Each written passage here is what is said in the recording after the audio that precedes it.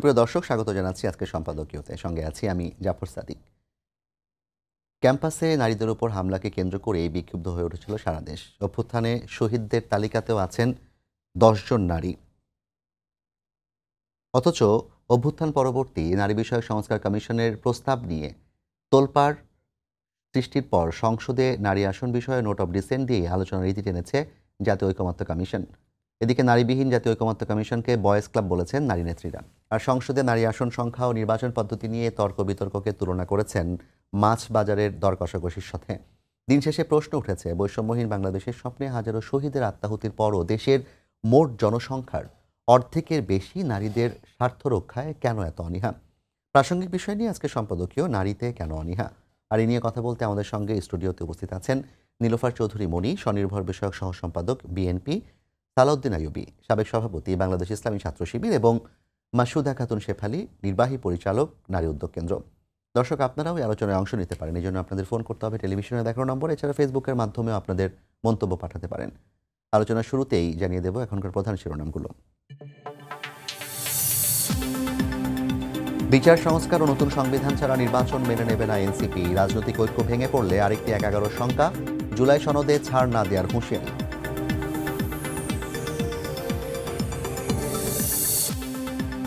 সরকার গঠন করবে বলেই বিএনপির বিরুদ্ধে ষড়যন্ত্রের অভিযোগ, প্রতিশোধ প্রতিহিংসা এড়িয়ে সাহস নিয়ে এগিয়ে যাওয়ার আহ্বান।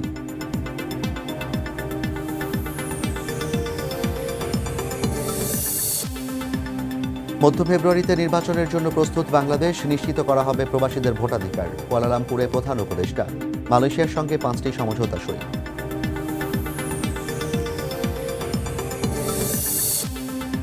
ধুধু প্রান্তর সিলেটের সাদা পাথর পর্যটন কেন্দ্র, লাগামহীন লুটপাটে পাথরশূন্য এলাকা, প্রশাসন ব্যবস্থা না নেয়ায় ক্ষুব্ধ স্থানীয়রা।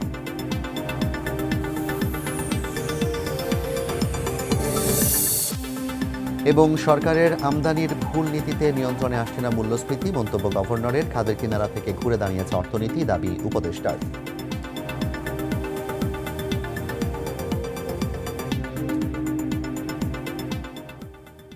মনিয়াপা, আবারও আপনাকে দিয়ে শুরু করছি, যেহেতু আপনি আমার ডান পাশে আছেন। এটা নিয়ে আমরা বিভিন্ন সময় কথা বলেছি যে নারী আসন, সংরক্ষিত নারী আসন, ঐকমত্য কমিশনের প্রস্তাব, রাজনৈতিক দলগুলোর বিভিন্ন প্রস্তাব, এবং এই সবগুলো বিষয়ে ফাইনালি গিয়ে আমরা দেখতে পাচ্ছি নারী সংস্কার কমিশনের প্রতিবেদন তো আসলে তোলপাড়ের পর সেটি বলা যায় অনেক পয়েন্ট অফ স্থগিতই হয়ে আছে। কিন্তু ঐকমত্য কমিশন যেই ঐকমত্যের জন্য বসেছিল, সেখানে নারী আসন নিয়ে যে প্রস্তাবটি, সেই প্রস্তাবটিতে তারা নিজেদের মতো করে 7% নারী আসন সরাসরি মানে দিতে হবে, মনোনয়ন দিতে হবে, এরকম একটি প্রস্তাব। আমি এক জায়গায় দেখলাম 7%, আচ্ছা 300 আসনে 7% বোধ হয়, 5%। ঠিক আছে, 5% নারী আসনে মনোনয়ন দিতে হবে সরাসরি, এবং পরবর্তীতে সেটা ধাপে ধাপে 15% পর্যন্ত 2043-এর মধ্যে উত্তীর্ণ করতে বলেছে। কিন্তু সেখানে রাজনৈতিক দলগুলো নোট অফ ডিসেন্ট আছে। তার মানে এই বিষয়টি আসলে আদৌ বাস্তবায়িত হবে কিনা সেটি আমাদের বোধগম্য নয়। আপনার কি মনে হয়, যেটা আমি প্রথমেই বলছিলাম, নারীদের নিয়ে সবার এত অনীহা কেন? এই অভ্যুত্থান, বৈষম্যহীন বাংলাদেশের স্বপ্নে নারীরাই তো সামনের সারিতে ছিলেন, তাদেরকে ঢাল হিসেবে রেখেই পুরুষ আন্দোলনটা করেছেন, প্রথম মাঠটা নারীদের উপরেই গিয়েছে, তারপরও কেন এই অবস্থা? ধন্যবাদ আপনাকে, যারা শুনছেন আমার শুভেচ্ছা অভিনন্দন, আমার সহালোচক বৃন্দকে শুভেচ্ছা। দেখেন, নারীদের কথা বললে এরকম বলতে হয় যে জন্মই আমার আজন্মের পাপ। আমি এটা বললাম 2025 সালে, এটা বলার কথা ছিল না, এমন ছিল না। যখন আমি সংস্কার কমিশনে, নারী সংস্কার কমিশন, ঐকমত্যের কমিশন, এদের ওনারা নারীদেরকে নিয়ে যে জায়গাটায় নিয়ে গেল, আমি আমি রাজনীতিবিদের বাইরেও আমি একজন নারী, সেই হিসেবে আমি কথা বলতে চাই। সেটা সত্যি দুঃখজনক। একজন নারী সে মা, একজন নারী সে বোন, একজন নারী সে কন্যা। এই যে কন্যা যায় জননী, প্রত্যেকটা ক্ষেত্রেই পুরুষের জন্য কিন্তু এটা খুব ইম্পর্টেন্ট জিনিস।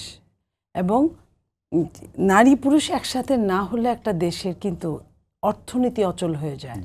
অর্থনীতি সচলের জন্য আজ থেকে 20-25 বছর, 30 বছর আগের বাংলাদেশ আর আজকের বাংলাদেশ, এটার মধ্যে পার্থক্য। আমরা যখন কথা বলছি ঢাকা বিশ্ববিদ্যালয়ে, তখন 53% নারী পড়ালেখা করে, পুরুষদের চেয়ে 3% বেশি।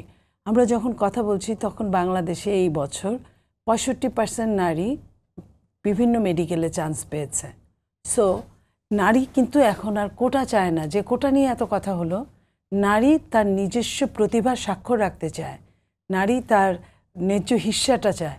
কিন্তু হিস্সাটা যদি এমন হয় যে আজ থেকে 10-20 বছর আগেও আপনার স্থানীয় সরকারের নারীরা, সেইখানে নারীরা 3 আসন নিয়ে নির্বাচন করে নাম হয়েছে সংরক্ষিত, আর 1 আসনে নির্বাচন করে নাম হয়েছে পুরুষের জেনারেল। তো এই যে সংরক্ষিত, সেই সংরক্ষিত নারীর জন্য কোনো বিল নাই, কোনো আইন নাই, সে কিছু পায়ও না। ওই 1 আসনের জেনারেল সিটের যে পুরুষটা ইলেকশন করে, সে যদি কিছু তাকে দেয়, একটা কম্বল বা একটা বয়স্ক ভাতা কার্ড, বিধবা ভাতা কার্ড, তাহলে সে কাউকে দিতে পারে না, ওটা কিছুই পারে না সে। এই অবস্থার মধ্যে যখন চলছিল এই 24-এর আন্দোলন, আমাদের ভাইয়েরা, আমাদের দলরা, আমাদের আপনার নতুন যে দল, তারা যারাই যেভাবেই বলুক না কেন, আমরা ঢাকা বিশ্ববিদ্যালয় থেকে শুরু করে বিভিন্ন জায়গায় যখন উত্তাল জোয়ার দেখেছি মিছিলের অগ্রভাগে অর্ধেকের বেশি নারী ছিল। কোটা বিরোধী আন্দোলনটা তখনই সারা দেশের মানুষের আন্দোলন হয় যেদিন ঢাকা, জাহাঙ্গীরনগর, রাজশাহী সহ নারীরা যখন বের হয়েছে, 15 জুলাইতে নারীদের উপর আক্রমণ করা হয়েছে। এখন সেইখানে আপনি দেখেন, এখন নারী কয়টা দেখবেন, সব কিন্তু ব্যাক টু দ্য প্যাভিলিয়ন। এটা কি তারা স্বেচ্ছায় গিয়েছে, খুশিতে গিয়েছে? না, তারা তাদের সেই ন্যায্য হিস্সাটা নিয়ে কথা বলতে তারা মানে বিব্রত বোধ করে। এই কারণে যে মাইন্ডসেটে পুরুষদের কোনোখানেই, সে যত প্রগতিশীল পুরুষ হোক আর জামাত মোনা বা অন্য এরকম টাইপের পুরুষ হোক, যারাই হোক না কেন, একটা জায়গায় সবই একই তাদের মেন্টালিটিটা। এই যে মাইন্ডসেটটা যে পর্যন্ত চেঞ্জ না হবে, আপনি ধরেন, আমি যদি অনেকগুলো সংসদ গিয়েছে, আমি নাম বলতে চাই না, নাম বলে কাউকে ছোট বড় করতে চাই না, সেখানে কিন্তু নারী জেনারেল সিটের এমপি 20-22 জন, 25 জনও ছিল, 19 জন ছিল, সেইখানে 5%-এর বেশি। তো ভূতের পা নাকি পেছন দিকে চলে। এখন যদি এসে 2025 সালে যদি এই এত খাবার দাবার খানাপিনার মধ্যে তাদের সংস্কার আলোচনা চালিয়ে যাওয়ার মধ্যে যদি 5%-এ এসে থেমে যায়, এটা জাতির জন্য কখনোই সুখকর হতে পারে না। আপনার দলই তো এখানে যে আমি কোনো প্রস্তাবগুলো দলের ছিল, বাইরে কথা না, আমি যদি বিএনপির কথা বলি, বড় রাজনৈতিক দল হিসেবে বিএনপি নোট অফ ডিসেন্ট দিয়েছে। জামায়াত ইসলামী পিআর হলে তাহলে আসলে সরাসরি নির্বাচনের কথা বলেছে 100 আসনে। আর সেই জায়গায় পিআর হলে তো নির্বাচন করতে হবে না। পিআরে আপনি একটা সিরিয়ালস দিয়ে আপনি লিস্ট টানায় দিবেন, যাকে যাকে ওর মধ্যে থেকে আপনি রেশিও অনুযায়ী পান। সেখানে নারী দেন, পুরুষ দেন, আর তৃতীয় লিঙ্গ দেন, যাকেই দেন, তাতে কিচ্ছু আসে যায় না। সেটা তো প্রথমেই লিস্টটা দিতে হবে। হ্যাঁ, লিস্টটা দিতে হবে। লিস্টের মধ্যে আপনি যাকেই নেন, তাতে কিছু আসে যায় না। তাহলে তো যায় ভোট চাইতে হবে না। পিআর পদ্ধতি অন্য সিস্টেম। এখন আমার কথা হচ্ছে, নারীরা কি এমন করেছে, তারা যদি বিভিন্ন বিশ্ববিদ্যালয়ে ভর্তি পরীক্ষায় কোটায় না যায়, তারা যদি 2025 সালে, আমি আপনাকে একটা মানে খুব সিরিয়াস একটা রেকর্ড বলি, যখন এই দেশ স্বাধীন হয় তখন 15টা নারী ছিল সংরক্ষিত। সেই সময় নারীরা ভীষণভাবে পশ্চাৎপদ ছিল, নারীদের তখন দরকার ছিল নারী প্রতিনিধির। তারপরে কিন্তু নারীর কমার কথা, কারণ আস্তে আস্তে কোটা কিন্তু বিলুপ্ত হওয়ার কথা। যত ডেভেলপ করবে তত এটা কমবে। কিন্তু বাংলাদেশের প্রেক্ষাপটে এরকম একটা দেশ যত ডেভেলপ করছে, অবশ্যই আপনি 71 থেকে আজকে পর্যন্ত দেখলে বাংলাদেশ ডেভেলপের মধ্যে আছে, তত নারীর সংখ্যা আপনার সংরক্ষিত বাড়তে বাড়তে এখন তারা কি হিসাব দিয়েছে, 100 জন পর্যন্ত দিতে পারে। এবং এই যে নারী নেত্রীরা আমাদের, আমি সম্মানের সাথে বলছি, তারা একটা সময় যখন বিএনপি ক্ষমতায় ছিল, তখন কারণে অকারণে আন্দোলন করতো, কারণে অকারণে মোমবাতি জ্বালাইতো, কারণে অকারণে শাহবাগকে দখল করতো, কিংবা শহীদ মিনারে। এখন তারা নাই, নো হয়। তো এই যে এই জায়গাগুলো নারীদেরকে তো বলতে হবে, আমার জিনিস আমি চাইলেই তো পাই না, না চাইলে কিভাবে মাইন্ডসেটের মধ্যে দেওয়া যায়। সেই জায়গায় আপনার কি করেছে, এই 100 জন নারী আসবে কিভাবে, আজকে 30টা আজকে 100 আসন, 300-র মধ্যে এক সাইডে ইলেকশন করবে, আগামী 5 বছর পরে আরেকটি 3 ভাগের 1 ভাগ আসন ঘূর্ণায়মান পদ্ধতিতে। তো এই যে অপমান নারীদেরকে ঘূর্ণায়মান পদ্ধতিতে, আমি যদি পুরুষদের কথা বলি, পুরুষরা কি এটা মেনে নিবে? পুরুষরা কি আমাদের খামোশ বলে চিৎকার করবে না? তাহলে তারা কেন নারীকে এই জায়গাটায় ফেলতে চায়? আমি যদি সাধারণভাবে এখানে 3 জন আছি, সাধারণভাবে আমি যত বড় নেতাই হই না কেন, আমি আমার আসন থেকে ইলেকশন করলে সাধারণভাবে আসলে আমি 20 বছর পরে আবার আমি সুযোগ পাবো, কারণ 5, 10, 15 তারপরে আমার কাছে আসতে আবার 20 বছর যাবে। তো আমি কয়টা 20 বছর বেঁচে থাকবো পৃথিবীতে? আমি আমার অধিকারকে আমি প্রয়োগ করতে পারছি না। এর চেয়ে দুঃখজনক, লজ্জাস্কর আর কিছু হতে পারে না একটা জাতির জন্য। আমি বুঝি না যে ওইখানে যারা ছিল প্রত্যেকেই অনেক বেশি শিক্ষিত, প্রত্যেকেই অনেক বেশি সচেতন, প্রত্যেকেই রাজনীতি এবং দেশ চালানোর অভিজ্ঞতা অনেকের আছে ওইখানে। তারপরে নারীদেরকে নিয়ে এই ধরনের দুষ্টুমি করা কি তাদেরকে এটা কি তাদেরকে উচিত হয়েছে? আমি এটাই বলতে চাই। শেফালি আপা, মনি আপা যেটি বলছিলেন যে নারী নেত্রীরা এখন কোথায়, যারা কিনা রাজনীতির বাইরের নারী নেত্রী, এই যে এত কিছু হয়ে যাচ্ছে, নারী সংস্কার কমিশনের প্রস্তাব করলো এবং সেই সংস্কার কমিশনের প্রস্তাব কেমন হয়েছে সেটা আপনিই বলবেন। সব মিলিয়ে এখন যে অবস্থায় এসে দাঁড়িয়েছে সংস্কারের নতুন রূপে, সেটি আসলে কতটা গ্রহণযোগ্য মনে হয় আপনার কাছে? না, সংস্কারের তো এখনো কোনো ফয়সালা তো আমরা পাই নাই না, যেটা আমরা দেখতে পাচ্ছি প্রস্তাবটা। জি, এটা তো হচ্ছে কি যে ইলেকশনটা হওয়ার পরে বোঝা যাবে, এখনো সময় আছে। হ্যাঁ, আমি মনে করি যে এই বিষয়গুলো, নারী বিষয়গুলো সবসময় মানে ধামাচাপা পড়ে থাকে। নারীরা রান্নাঘরে বেশি থাকে, ভিতরে কাজে করে বেশি, এটা ট্র্যাডিশনালি। কিন্তু রাজনীতি সবসময় মনে করা হয় যে এটা পুরুষের কাজ, এটা বাইরের কাজ, এটা পুরুষের কাজ, মেয়েরা এখানে কিছু করবে না। আপনি স্কুল, কলেজ, বিশ্ববিদ্যালয়ে দেখবেন যতগুলি মানে ছাত্র সংসদ আছে, সেখানে একটা মাত্র পদ থাকে যে কমন রুম সম্পাদিকা। হ্যাঁ, এর চেয়ে বেশি কোনো আর পদ থাকে না। বাকি যে জেনারেল পদগুলি থাকে সেগুলি মেয়েদেরকে চাইলেও দেওয়া হয় না। পরিবার থেকেও বাধা দেয়, তোর স্কুলে পড়াতে পাঠাইছে, ইউনিভার্সিটি পাঠাইছে রাজনীতি করার জন্য না। হ্যাঁ, বিয়ে করলে স্বামী বলবে রাজনীতি করলে ঘরে ঢুকবে না। আজকে ঢাবির একমাত্র মানে নারী ভিপি তিনি আজকে মারা গেছেন, মাহমুদা। হ্যাঁ, প্রথম ভিপি একমাত্রই বোধহয় তিনি প্রথম না শুধু। হ্যাঁ, তো এই যে একটা পরিস্থিতি, তখন কিন্তু ইলেকশন হতো না, সিলেকশন হতো, তাই হয়তো উনি হয়েছিলেন। তো যাই হোক, বিশ্ববিদ্যালয়ে এসে আস্তে আস্তে মেয়েরা এগিয়ে আসছিল, কিছুটা আসছিল। কিন্তু এইবার যে প্রেক্ষাপট ছিল, সেই প্রেক্ষাপটটা তো মানে একটু এটার একটা ধারাবাহিকতা আছে। এখন যেই জায়গায় সংস্কার হওয়ার পরেও তো এই সংস্কার কমিশনের পিছনে এত টাকা পয়সা খরচ করা হয়েছে, যদি আমরা সেই সংস্কার কমিশনের সুপারিশ যদি আমরা মানে বাস্তবায়ন করতে না পারি, সেটা যাচাই বাছাই না করি। হ্যাঁ, নারী কমিশনের বিষয়টা নিয়ে কিন্তু যাচাই বাছাইয়ের সুযোগ কিন্তু হয় নাই। যে ঐক্যমত্য কমিশন যে পরিমাণ সময় তারা হচ্ছে যে ওই সংবিধান সংস্কার আর নির্বাচন ব্যবস্থা সংস্কারের উপরে দিছে, পুরো সময়টাই কিন্তু তারা এই দুইটা দিছে। মনে হচ্ছে যে ঐক্যমত্য কমিশন প্রতিষ্ঠাই হয়েছে এই দুইটাকে নিয়ে কাজ করার জন্য, বাকি কোনো কমিশনকে তারা পাত্তা দেয় নাই, কথাও বলে নাই। একটু তো ইভেন আমরা স্থানীয় সরকার কমিশনে আছি, তো ওনার সাথে একটা আমরা তো বসে কথাটা বলবো যে আমরা রিপোর্টে এই জিনিসগুলো আসছে, আর আমাদের রিপোর্ট তো তারা পড়েও নাই, অন্য না এগুলি পড়েও নাই। তাহলে এত টাকা পয়সা দিয়ে কেন করলো? এখানে তো একটা ফাঁক পড়েছে। কথা তো শুনতে হবে, আলোচনা আসতে হবে, সমালোচনা হবে, পর্যালোচনা হবে, কনসেনসাসের ভিত্তিতে যেটা দেশের বর্তমান কনটেক্সটে গ্রহণযোগ্য হবে সেটাই তো হবে। আমাদের তো সেই সুযোগটাই দেওয়া হচ্ছে না। সেই সুযোগ আমি আশা করি এখনো দিতে হবে। ঐক্যমত্য কমিশনের অবশ্যই নারীরা যদি ভুল বলে থাকে তারা সংশোধন করবে, এবং এটা বার্গেনিং তো হবে যে আমরা এটা চাইছি, তো আমরা এতটুকু দিতে পারবো, এতটুকু দিতে পারবো না, বা এটা বাস্তব ভিত্তিক না।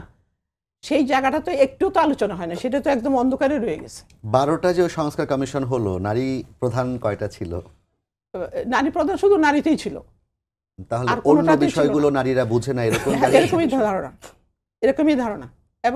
এবং অন্য কমিশনের ভিতরে যে সিদ্ধান্তগুলি হয়েছে সেগুলির সাথে নারীদের সাথে কনসালটেশন খুবই কম হয়েছে। আর কোনো কনসালটেশন দেখা যায় 300 মানে লোকজনের সাথে কনসালটেশন হচ্ছে, স্টেক হোল্ডার আছে, সেখানে টোকেন 1 জন 2 জন 3 জন, এবং অনেক সময় জোর করে আনা হচ্ছে নারী বিবর্জিত। মনে হচ্ছে যে বাংলাদেশে নারী আছে। কমিশনের যেখানে আলোচনাগুলি যখন স্টেক হোল্ডারদের সাথে হয়েছে, অথচ শেষ জনসময়তে দেখা যায় বাংলাদেশের নারী প্রায় 16 লাখ বেশি। হ্যাঁ, মোট জনসংখ্যা। হ্যাঁ, সেটাই। এটা তো বিয়ের ব্যাপারে কাজে লাগাবে, যে আগে সবসময় পুরুষে বলতো না যে মাথা পিছু মহিলারা 2 জন করে পড়ে, এখন তো এটা বাস্তবায়ন হয়ে গেল। এবং এই ডাটাটাও কারেক্ট কিনা সেটাও আমাদের সন্দেহ আছে। এবার যে লাস্ট যে আদম সময় এটা হলো, ইট ওয়াজ নট এ মানে কারেক্ট ওয়ান। রাজনৈতিক দলগুলোর অবস্থানটাকে কিভাবে দেখছেন আপনি? হ্যাঁ, রাজনৈতিক দলের অবস্থান শুরু থেকেই মানে ইয়ে ছিল, এই যে কি বলবো, তাদের হচ্ছে কনজারভেটিভ একটা অবস্থান। হ্যাঁ, নারীদের কোনো সময় এখন পর্যন্ত যে যতগুলি রাজনৈতিক দল আছে, কোনো রাজনৈতিক দলের প্রধান আছে, হ্যাঁ, খালি এখন মানে বিএনপিতে মানে খালেদা জিয়া, এটা ফ্যামিলি ভিত্তিক আসছে। হাসিনাও যে সংস্কার প্রস্তাব নিয়ে, নারীদের আসন সংখ্যা নিয়ে কিংবা নারীদের অবস্থান নিয়ে রাজনৈতিক দলের যে অবস্থান, সেটি আপনি কিভাবে মূল্যায়ন করবেন? না, আমি যেটা বলবো যে রাজনৈতিক দলের সাথে কোনো সংস্কার কমিশনে কিন্তু আগে আলাপ করে নাই। ঐক্যমত্য কমিশনের সাথে কাজ করার আগে আমি এখনো মনে করি প্রত্যেকটা রাজনৈতিক দলের সাথে ইন্ডিভিজুয়ালি কথা বলতে হবে। প্রত্যেকটাই তাদের নির্বাচনী ইশতেহার হবে, প্রত্যেকটা সংস্কার কমিশন বসে প্রত্যেক সংস্কার কমিশন তাদের প্রত্যেকটা রাজনৈতিক দলের সাথে আলাদা করে বসে আলোচনা করা উচিত, মানে 1 to 1। হ্যাঁ, মাছের বাজার হবে না তখন। 1-to-1 যদি করতাম তাহলে মাছের বাজার হতো না। এখন আমি মনে করি সেই সুযোগ আছে এবং সেটা আমাদের অবশ্যই করা উচিত। ইন্ডিভিজুয়ালি প্রত্যেক সংসদ কমিশন প্রত্যেক রাজনৈতিক দলের সাথে বসে আলোচনা করতে হবে, জিনিসটা বুঝিয়ে দিতে হবে। ধন্যবাদ আপা।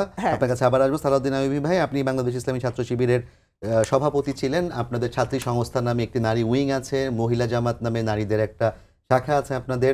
সবকিছু মিলিয়ে আপনাদের কথাবার্তায়, বর্তমান আমিরের কথাবার্তায় মনে হয় যে আপনারা নারীদেরকে একটা আলাদা জায়গা দিতে চান, কিন্তু এই যে সংস্কার কমিশন কিংবা ঐকমত্য কমিশনে সেখানেও নারীদের আসন বৃদ্ধি নিয়ে আপনাদের দলের যে অবস্থান কিংবা দলের যে ভূমিকা, যেটি পিয়ার নিয়ে, পিয়ার না হলে নির্বাচন করতে দেওয়া হবে না, বিদ্রোহ করবে এরকম কথা হয়, কিন্তু নারীদের আসন সংখ্যা বৃদ্ধি করা না হলে, সরাসরি নির্বাচন করা না হলে জামায়াত ইসলামী সেই জায়গায় কি করবে আসলে, কিংবা জামায়াত ইসলামী নারীদের ব্যাপারে অবস্থানটা কি এখন এই আসন সংখ্যার ব্যাপারে? জি, আপনি আপনার কথার মধ্যে বলেছেন যে নারীদের ব্যাপারে বিদ্রোহ করার কথা বলেছে, এটা আসলে না, নারীদের ব্যাপারে না, আমি বলেছি যে পিয়ার পদ্ধতিতে নির্বাচন না হলে আবু তাহের সাহেব বলেছিলেন যে সেটা পিয়ার পদ্ধতি প্রেক্ষিতে, কিন্তু নারীদের সাথে কোনো সম্পর্ক নাই, পিয়ার নিয়ে বলছে।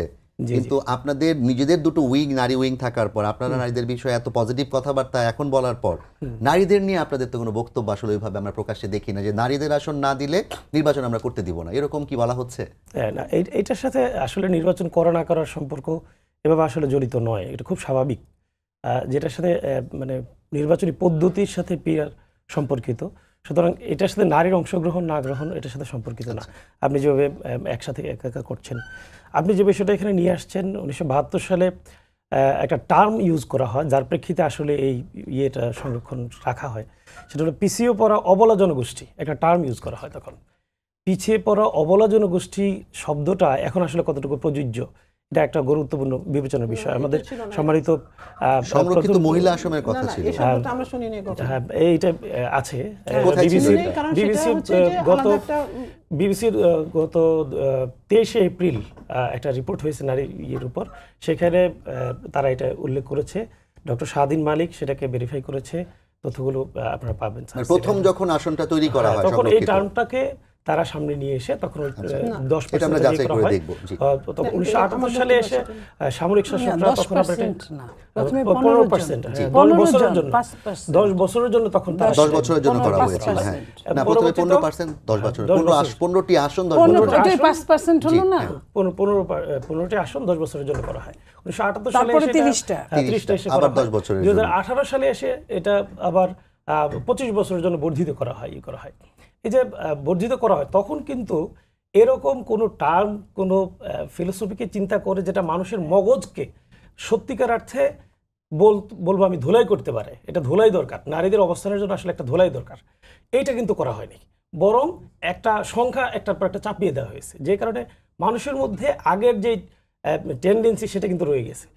যদি গোড়া থেকে বিষয়টাকে উৎপাদন করতে হয় তাহলে সেটা একটা সত্যিকার, মানে এখন যদি বলি বাংলায় বয়ান তৈরি করতে হবে নারীদের জন্য, কেউ কিন্তু সেটা তৈরি করার চেষ্টা করা হয়।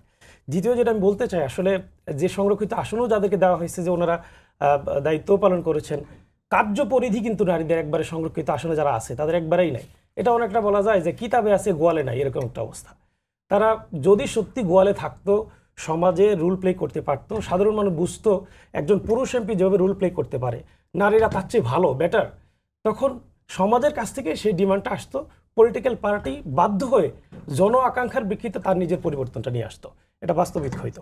এরপরে খেয়াল করে দেখেন, যতটুকুই হচ্ছে, এটা ডক্টর শাহদিন মালিক খুব স্পষ্ট করে বলেছেন, যতটুকুই এখন বিভিন্ন দল গোষ্ঠী বলছে এটা একটা লোভ দেখানো, নারীদেরকে লোভ দেখানো, যে তোমাদের জন্য আমাদের একটা এজেন্ডা আছে, আলোচনা আছে, সুতরাং তোমরা আমাদেরকে ভোট দিবে। এই ভোটের প্রত্যাশা থেকে বিভিন্ন দল এই কাজ করে। একটা উদাহরণ দেখেন, সবচেয়ে বেশি সোচ্চার এখন আমি দেখছি নারীদের অধিকারের ব্যাপারে এনসিপি, অথচ তাদের দলের প্রধান কিন্তু এনসিপির কোনো নারীকে করা হয়নি। আমি তো মনে করি যে তাসনিম যারা নাহিদের চেয়ে আমার কাছে মনে হয় অনেক মানে ফার বেটার। জুলাই অভ্যুত্থানে তো তাসনিম জারার ভূমিকা নাহিদের ভূমিকা আসলে আলাদা ছিল, আলাদা যেভাবে বলেন, মনে করেন যে অভ্যুত্থানে নামেন নাই, তিনি অনলাইনে সুযোগ ছিল। এখন যেহেতু জুলাই অভ্যুত্থানে দেওয়া হয়েছে, সামান্তাকে তো আপনার সিনিয়র যুগ্ম আহ্বায়ক করা হয়েছে, অনেকে সিনিয়র যুগ্ম আহ্বায়ক, কিন্তু দলের প্রধান করা হয়নি, তাদের এই ইয়েটা আছে। আবার আপনি খেয়াল করে দেখেন, যতগুলো ইস্যুগুলো সামনে নিয়ে আসা হয় তারা কোনোভাবেই রোল প্লে করতে দেওয়া হয় না। খুব স্বাভাবিকভাবেই যে উপদেষ্টা করা হয়েছে 3 জনকে, তারা চেষ্টা করতে পারতো যে 2 জন ছেলে 1 জন মেয়েকে আমরা এখানে করি, তারা কিন্তু দেয়নি। ঠিক সেমভাবে আপনি যদি দেখেন, সুযোগ নিয়ে রাজনৈতিক দলগুলো যখনই সুযোগ পাইছে তাদের বোন, আত্মীয়, স্ত্রী তাদেরকে ক্ষমতায়ন করছে। আমাদের এখানে মেহেরাব চুমকি তাকে মানে নেতার মেয়ে হিসেবে এখানে দেওয়া হয়েছে, পরবর্তীতে সরাসরি আসনে নির্বাচন করতে দেওয়া হয়েছে, কিন্তু ভালো করেনি। এরকম শত শত উদাহরণ আপনি পাবেন যে রাজনৈতিক অঙ্গনে নারীর কোনো ভূমিকা নাই, অর্থাৎ জনগণের সাথে কোনো সম্পৃক্ততা নেই। ভূমিকা নেই বলতে মানে দল থেকে কোনোভাবে সম্পৃক্ততা তৈরি করতে দেওয়া হয়নি। নিজের ওয়াইফ, আমি এমপি, আমার ওয়াইফ সংরক্ষিত আসনের এমপি, যদি এরকম করা হইতো সত্যিকার অর্থে উঠে আসা কোনো নারীকে এখানে সংরক্ষিত আসনে এমপি বানানো হইতো, তাহলে ওই নারীও উদ্বুদ্ধ হইতো, জনগণ বা যারা নারীর কাছ থেকে চায় তারাও কিন্তু প্রত্যাশিত রেজাল্টটা পাইতো, যে একজন নারীর কাছ থেকে আসলে সমাজ যেটা চায় সেটা এখান থেকে পাওয়া যাবে। সেই ক্ষেত্রে আপনাদের দলের অবস্থানটা কি? আপনি কিছুটা তো অন্তত জানেন যে আপনাদের দল কি ভাবছে। ভাবছেন আমাদের দলে আলহামদুলিল্লাহ প্রয়োগটা আছে, কিতাবেও যেমন আছে, গোয়ালেও আছে। একটু যদি বলতেন। হ্যাঁ, আমাদের দলের একদম শীর্ষ পর্যায়ের বলা হয় মজলিসে শুরা, জামাত ইসলামের মজলিসে শুরা ইতিমধ্যেই যে উনি তথ্যটা পেয়েছেন, প্রায় 40%-এর বেশি নারী সদস্য এখন আছে। তারা তাদের মতামত ব্যক্ত করে, ওই মতামতের ভিত্তিতে সংগঠনের প্রতিটি কার্য, প্রতিটি কর্মসূচি, সিদ্ধান্তগুলো সাজানো হয়। মজলিসে শুরার যে সমস্ত বৈঠক আমরা দেখি, সেখানে তো কোনো ছবিতে কখনো নারীদেরকে দেখি না। আমি এই যে গত এই মাসে 2 তারিখে উনি আমাকে যেটা বলেছে, আমার এটা পিএইচডি থিসিস ছিল, আমি তখন পাই নাই। আমি শেষ করি তাহলে। আমি মজলিস শুরার উপস্থিত ছিলাম, গাজীপুর মহানগরী মজলিস শুরার সদস্য, একসাথে আমরা একই সাথে একই বৈঠকে মজলিস শুরার বৈঠক করেছি। ওনারা ওনাদের মতামত দিয়েছে, আমরা ওনাদের মতামত গ্রহণ করেছি, আমাদের মতামত আমরা দিয়েছি। মানে স্থানীয় পর্যায়ে হয়, জাতীয় পর্যায়ে? হ্যাঁ, জাতীয় পর্যায়েও হয়। আচ্ছা, একই সাথে হয়। জামাত ইসলামীর এখন মহিলা জামাতের অনেক কর্মসূচি আপনারা এখন সার্চ দিলেও পাবেন, কর্মসূচিগুলো অংশগ্রহণ করবেন। আপনারা দেখেছেন কয়েকটা ইস্যুতে মানববন্ধন করেছে, বেশ কয়েকটা কর্মসূচিতে জামাত ইসলামী। তার মানে আপনার বক্তব্য হচ্ছে জামায়াত ইসলামী নারীদেরকে তাদের জায়গাটা তাদের যোগ্যতা অনুযায়ী ছেড়ে দেওয়ার চেষ্টা করছে। অবশ্যই চেষ্টা না, একবারে প্রয়োগ অ্যাক্টিভলি করছে। অনেক ধন্যবাদ আপনাকে। আমরা আপনার কাছ থেকে শুনলাম সালাউদ্দিন ভাই। আচ্ছা, আমি একটু বলতে চাচ্ছিলাম ওনার কথা পরিপ্রেক্ষিতে, এই যে সংরক্ষিত আসন যেটা করা হয়েছিল, তখনই সে বৈষম্যটা তৈরি করা হয়। হ্যাঁ, 72 থেকে যুদ্ধ থেকে যারা আসছে, যে মেয়েরা যুদ্ধ করে আসছে, যুদ্ধক্ষেত্রে ছিল, তারা কিন্তু পরবর্তী সময় মতিয়া চৌধুরীর মতো মহিলারা কিন্তু পরে এমপি হয়েছে, কিন্তু ওই সময় কিন্তু একটা ডিসক্রিমিনেশন করা হয়েছে। এবার যেমন হচ্ছে অভ্যুত্থানের সময় পরে মেয়েরা পরে আর দেখা গেল না, ওরা এসে ঘরে ঢুকে গেছে, আর ছেলেরা রাজনৈতিক অঙ্গনে নেমে গেছে। ওই 71-এর যুদ্ধের সময় একই জিনিস হয়েছে, এখন মেয়েরা বাদ পড়ে গেছে, কিন্তু ওরা তখন ডিমান্ড করে নাই যে আমাদের 300 সিটের মধ্যে আমাদের সাধারণ সিট কোথায়, কারণ যুদ্ধে কিন্তু ঠিকই তারা মানে অংশগ্রহণ করেছিল। এদের মধ্যে থেকে যোগ্য মহিলা ছিল, এবং যারা পরবর্তী সময়ে তারা কিন্তু সরাসরি ইলেকশন করছে এবং তারা মন্ত্রিত্ব পালন করছে, মন্ত্রীদের দাবি। আর সংরক্ষিত আসন কিন্তু একটা জাতিসংঘের একটা গ্লোবাল ইস্যু, এটা কম্পালসারি, এবং এটা যে সিডও করা হয়েছে, যে মানে সেটার জন্য প্রতি বছর আমার সরকারকে একটা রিপোর্ট দিতে হয় মানে জাতিসংঘে। পৃথিবীতে বর্তমানে 88টা দেশে সংরক্ষিত আসনের মাধ্যমে মেয়েদেরকে রাজনৈতিক দলের বা প্রতিনিধিত্বে সংসদে এবং স্থানীয় সরকারে কিন্তু নিশ্চিত করা হয়েছে। এবং যদি এটা না করা হয় তাহলে কি জাতিসংঘের যে চুক্তি সেটা কি ভায়োলেশন করা হবে? না, এটা চুক্তি না, এটা আমরা তো সিডও মানে স্বাক্ষরকারী দেশ। হ্যাঁ, সেটা বারবার মানে বলতেছে বিভিন্নভাবে, যে সংরক্ষিত দেখাইছে, সংরক্ষিত দেখিয়ে কিন্তু 7%, মানে আপনি দেখবেন এর মধ্যে আসে যে 7% বাংলাদেশের মেয়েরা পার্লামেন্টে মানে আছে। হ্যাঁ, কিন্তু এটা যে 50 যে সংখ্যা দিয়েছে, এই কারণে ওইটা বাড়ানোর জন্য।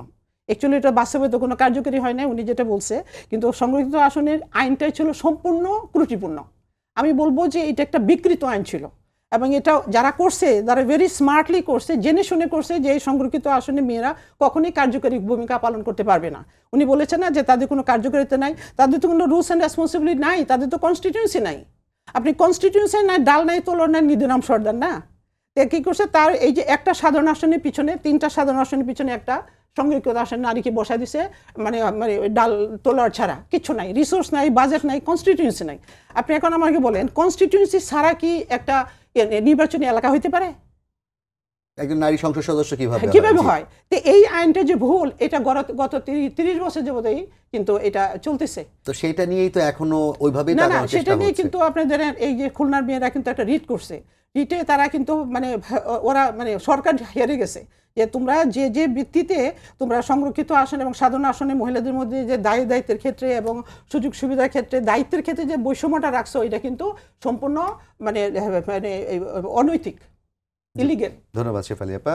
মনি আপা, যদি আপনার কাছে আসি, আলোচনা অনেকখানি এগিয়েছে, আপনি শুনলেন জামায়াত ইসলামীর দাবি হচ্ছে যে তারা আসলে তাদের দলের মধ্যে নারীর যে প্রতিনিধিত্ব সেটি নিশ্চিত করছে সরাসরি, এবং একই সাথে শেফালী আপাও বললেন যে নারীর যে সংরক্ষিত আসন সেটিই ত্রুটিপূর্ণ ছিল। এক্স্যাক্টলি। তো এখনো দেখেন, সেই অবস্থায় আমি একটা কথা বলি, জামাত ইসলামী যেটা করে, জামাত ইসলামী এক ধরনের এটা নিয়ে একটা লুকোচুরি খেলা খেলে। যে কথাটা আজকে বললো, তারা কিন্তু নারীদেরকে ব্যবহার করে। আমরা এটা কখন দেখেছি? হাসিনার সময় হঠাৎ করে কিছু মহিলাকে মগবাজার থেকে একটা বাসা থেকে ধরা হলো, যেখানে বুয়েটের থেকে শুরু করে বিশ্ববিদ্যালয় মেয়েরা এবং একজন প্রেগনেন্ট নারী পর্যন্ত ছিল যারা জামাত ইসলামের। এবং তারা কি করে তাদের ভাইদের, তাদের যারা ছাত্র শিবির করে বা জামাত ইসলামী করে, তাদেরকে বিভিন্ন তথ্যে তারা সরবরাহ করে, এই কাজগুলো করে ভেতরে ভেতরে, কম্পিউটারের যত অনলাইনের কাজগুলো এগুলা করে ধরল যখন। তো সেইখানে জামাত কিন্তু আজ পর্যন্ত, জামাতের কিন্তু অনেক শিক্ষিত নারী আছে, তাদেরকে আমরা কখনো টকশোতে পাই নাই বা কিছু।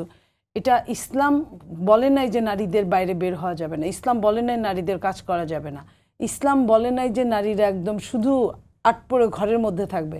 যে নারীটা বাইরে বের হতে পারে সে নারীটা রাজনৈতিক সচেতন হবে, এটাই স্বাভাবিক।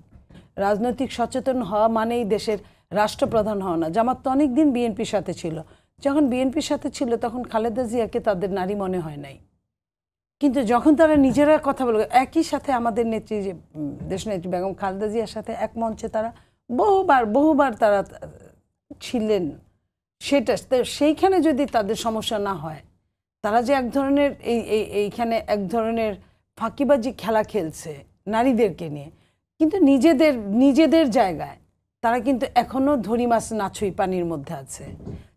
যতক্ষণ পর্যন্ত প্রত্যেকটা রাজনৈতিক দল নারীদেরকে নিয়ে আলাদাভাবে সম্মান চিন্তা না করবে, ততক্ষণ পর্যন্ত একটা জাতি কখনো ডেভেলপ করবে না সত্যিকার অর্থে, এবং এই অবস্থায় নারীদের থাকতে থাকবে।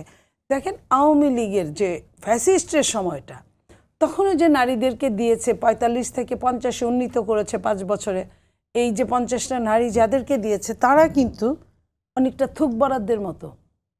দুঃখজনক হলেও এটাই সত্যি। কিভাবে থুক বরাদ্দ? দেখা গেছে যে কারো বাসার কাজের লোকরাও, আপনি নিশ্চয়ই সংসদের বক্তব্য দেখেছেন যে বাংলাও বলতে পারে না ঠিক মতো, এই টাইপের মানুষদেরকে শুধুমাত্র কখনো কোনো দিন ওই পরিবারের কোনো অবদান ছিল, কৃতজ্ঞতা, নারীরা তো কোনো কৃতজ্ঞতার জায়গা হতে পারে না, সংসদ তো কোনো কৃতজ্ঞতার জায়গা হতে পারে না। ওখানে আইন প্রণয়ন করা হয়, ওটা আইন প্রণেতাদের জায়গা, সেইখানে ওই কথাটা চিন্তাই করে নাই। সেইখানে নায়িকা গায়িকা থেকে শুরু করে সংসদে গান বাজনা থেকে শুরু করে সব কিছু হয়েছে। হ্যাঁ, এবং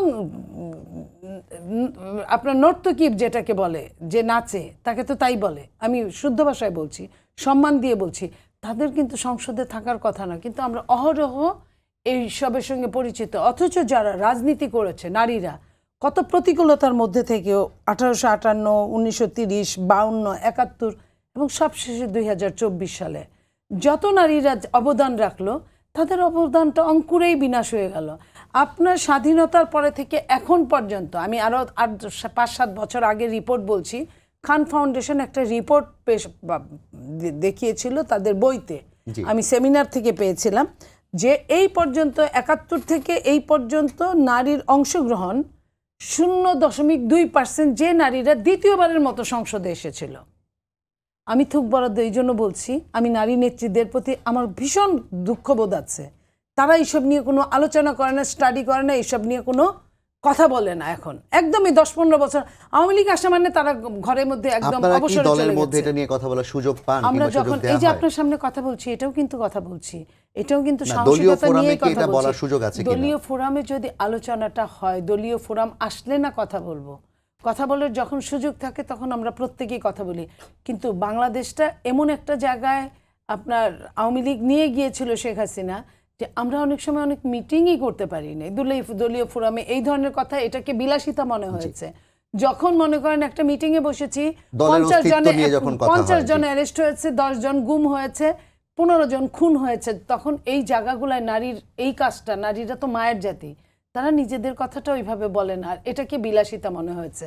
আপনার মনে করেন 3 আসনে কিন্তু ওই একই জায়গায় আপনার কি 3 আসন না, ওইটা উপজেলা ভাইস চেয়ার, সেটা সবখানে সে ইলেকশন করছে, উপজেলা ভাইস চেয়ার পুরুষ সে ইলেকশন করছে, উপজেলা মহিলা ভাইস চেয়ারের কোনো কিছুই নাই, সে নামমাত্র একটা নাম কেনার জন্য সে ইলেকশন করলো, তার কিন্তু টাকা পয়সা খরচ হয়েছে, কম হোক বেশি হোক হয়েছে। তো এই যে সে অর্থ খরচ করলো, আপনার সময় খরচ করলো, নিজের শ্রম দিল, মেধা দিল, সব কিছু দেওয়ার পরে সে কিন্তু আসলে নাথিং, জিরো। তো এই জায়গা থেকে আমরা বলতে চাই যে বাকি যেটুকু বা হয়, এইখানে আরেকটা সমস্যা আছে, সেইখানে উত্তরাধিকার সূত্রটাও আসে। যেমন বললাম যে কাজের লোক পর্যন্ত এমপি হয় বা কমিশনার হয়, ঠিক তেমনি আবার উত্তরাধিকার এখানে প্রাইম ফ্যাসিলিটিস পায়। তাদের দিয়ে যদি এই থুক বরাদ্দে তাদের দিয়ে থাকে তো অন্যরা পায়, না থাকলে পায় না। কিংবা খুব রেয়ার তাকে তার সততা মেধা দিয়ে যতটা অ্যাডভান্স হতে হয়, তার চেয়ে অনেক বেশি অমেধা দিয়ে অসততা দিয়ে অ্যাডভান্স হতে হয়। হ্যাঁ, আপনার অবশ্যই টাইম আসবে। অসততা দিয়ে তাকে অ্যাডভান্স হতে হয়। এই যে অসততা, এটা যে কোনো জায়গায় আপনি অ্যাপ্লাই করতে পারেন। এই যে আমরা যে এত কাজ এই জিনিসগুলা করি, এটার অর্থটা কি? আমরা চাই যে নারীর মূল্যায়ন হোক। নারী যদি শিক্ষায় মূল্যায়িত হতে পারে, চাকরিতে মূল্যায়িত হতে পারে কোটা ছাড়া, এই জায়গাটা কেন পারবে না? ধন্যবাদ মনিয়াপা। সালাউদ্দিন ভাই, আপনি একটু জাস্ট 2 মিনিটে বলবেন যে বিষয়টি আমি আপনাকে প্রশ্ন করব এখন, যে বাংলাদেশে জামায়াত ইসলামীকে ধর্মভিত্তিক দল হিসেবে দেখা হয় এবং মনে করা হয় যে যারা ধর্ম পালন করেন তাদের একটা অংশ জামায়াত ইসলামীকে সাপোর্ট করে, যারা ধর্মভীরু কিংবা ধর্মের ব্যাপারে যাদের নাকি একটা ধরনের ভীতি আছে।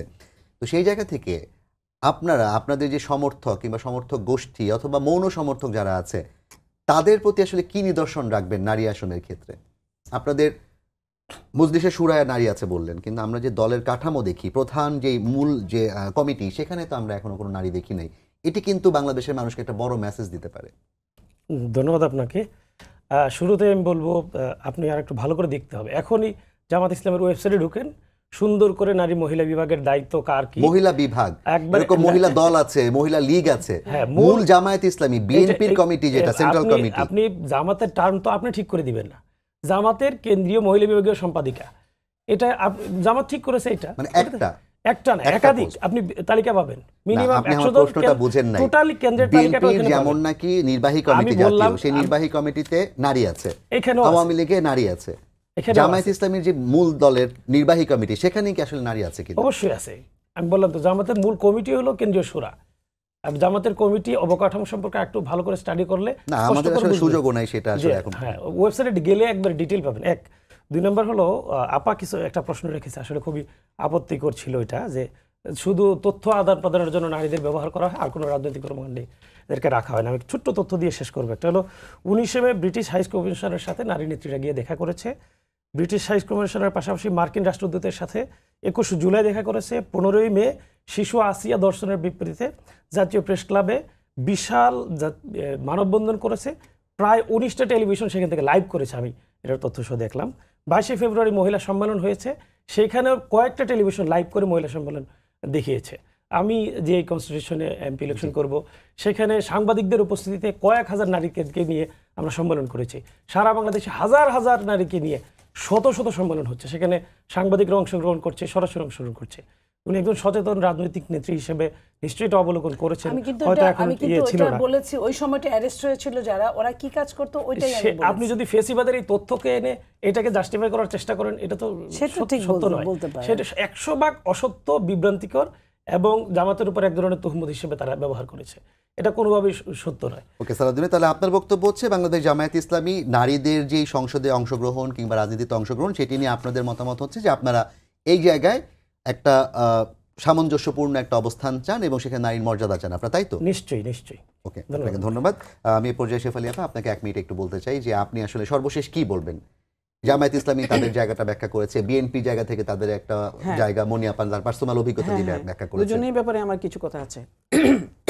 আমি খুব সরাসরি প্রত্যেক রাজনৈতিক দলের নারী সদস্যদের আমি প্রশিক্ষণ করেছি, ক্যাপাসিটি বিল্ডিং করেছি। প্রথম যারা ইলেকশন করবে সে ব্যাপারে আমরা প্রশিক্ষণ করে দেখেছি যে আমাদের দেশে একটা বিষয় তো আছেন যে রাজনৈতিক দলের সদস্যরা কিন্তু সেখানেও কিন্তু রাজনৈতিক দলগুলির ভিতরে কিন্তু ডেমোক্রেসি নাই, এবং মহিলারা সেখানে সম্পূর্ণ সাবমিসিভ হিসেবে কাজ করে।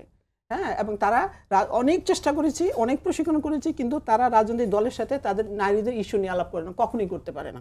1 2 নাম্বার হচ্ছে যে আপনারা জানেন যে 2008-এ যে সংস্কার কমিশন হয়েছিল তখন একটা দেওয়া হয়েছিল, আরপিও হয়েছিল যে 33% সমগ্র রাজনৈতিক দলে তৃণমূল থেকে নিয়ে কেন্দ্র পর্যন্ত 33% থাকবে, কিন্তু সেটা শুধু জামাতের জন্য সেটা ইমপ্লিমেন্টেশন করা গেল না। আমি 2008 ওই সময় যখন কাজ করিয়েছিলাম 20 পর্যন্ত, 2008 থেকে পর্যায়ক্রমে 20 পর্যন্ত এটা বাস্তবায়ন হওয়ার কথা ছিল। 30 পর্যন্ত হ্যাঁ, করার কথা ছিল, কিন্তু এবং সেটা শর্ত ছিল যে রাজনৈতিক দলের রেজিস্ট্রেশন নবায়ন হবে না, কিন্তু তারপরও জামাতও করে নাই এবং আপনাকে ধন্যবাদ নীলুফার চৌধুরী মনি, ধন্যবাদ সালাউদ্দিন আইয়ুব, আপনাদের সবাইকে। আমাদেরও প্রত্যাশা যেই বিশ্ব আসলে নারীদের হাত ধরেই বিশ্বের পরিবর্তিত কিংবা পরবর্তী প্রজন্ম এই বিশ্বে টিকে থাকবে, তাদের সম্মান মর্যাদা কিংবা তাদের ন্যায্য যে হিস্সা সেটি না দেওয়া পর্যন্ত সত্যিকার অর্থেই কোনো মুক্তি আসার সম্ভাবনা নেই। সবাইকে ধন্যবাদ জানিয়ে শেষ করছি আজকে সম্পাদকীয়। আগামীকাল আবারও দেখা হবে একই সময়। শুভরাত্রি।